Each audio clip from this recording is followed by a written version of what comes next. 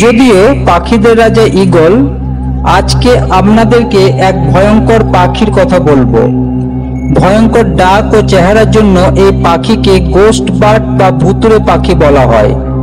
হঠাৎ করে চোখে পড়লে বুকটা ছ্যাঁত করে উঠতে পারে। যেমন ভয়ঙ্কর দেখতে তেমন ভয়ঙ্কর গলার স্বর। পাখিটার নাম গ্রেট পোটো। তবে কতদিন এই পাখি চোখে পড়বে সেটাই প্রশ্ন। মূলত মাথায় জোড়া বড় বড় চোখ আর বিরাট ঠোঁটের কারণে দৃশ্যত এই পাখি এত ভয়ঙ্কর লাগে। মূলত মধ্য এবং দক্ষিণ আমেরিকায় এই পাখির দেখা মেলে। আগে অবশ্য একসময় ইউরোপেও এই পাখিদেরকে দেখা যেত।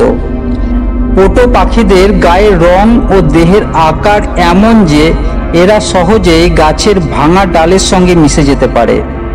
দীর্ঘক্ষণ কোনো রকম নড়াচড়া না করেই খুব সহজেই তারা থাকতে পারে। দূর থেকে দেখে আপনি কোনো মতেই শনাক্ত করতে পারবেন না যে এটা গাছের শুকনো একটা ডাল না একটা পাখি। অনেকে বলে পোটো পাখিদের চোখে জাদু আছে, যা উপরের চোখে পাতা বরাবর ছোট্ট ভাঁজ, যা তাদের চোখ বন্ধ করে নড়াচড়া অনুভব করতে সাহায্য করে। এর মানে হলো যে দিনের বেলায় তাদের ছদ্মবেশ অবস্থা থাকে। তবে এদের চোখ বন্ধ অবস্থায় দেখে এটা মনে করবেন না যে এরা দিনের বেলায় দেখতে পায় না। এদের চোখের গঠন এমন যে চোখ বন্ধ অবস্থায় বসে আছে মনে হলেও চোখের কিছু অংশ খোলা থাকে, তাতে তারা সমস্ত কিছুই পর্যবেক্ষণ করতে পারে। এরা দিনের বেলায় ছদ্মবেশের জন্য যে জায়গায় বসে থাকে সেখানে একটা ডিম পাড়ে, সাধারণত একটি ভাঙা শাখার ফাঁপা উপরে। তার বাসাটিতে কোনো উপকরণ যোগ করে না। এটিকে চিহ্নিত করা খুব কঠিন করে তোলে। এক কথায় এরা বাসা তৈরি করতে পারে না। এরা নিশাচর, অর্থাৎ এদের সমস্ত কাজ এরা রাত্রে প্রায় সম্পন্ন করে। এদের খাদ্য মূলত ছোট পোকামাকড়।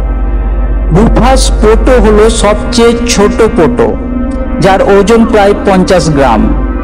এর কৌশল হলো মৃত পাতার মতো ভান করে গাছে বসে থাকে। অর্থাৎ এরা যখন গাছে বসে থাকে তখন এদেরকে দেখে একটা মৃত পাতার মতো লাগে। এমনকি যখন উড়ে যায় তখন মনে হয় যেন কোনো শুকনো পাতা উড়ে যাচ্ছে।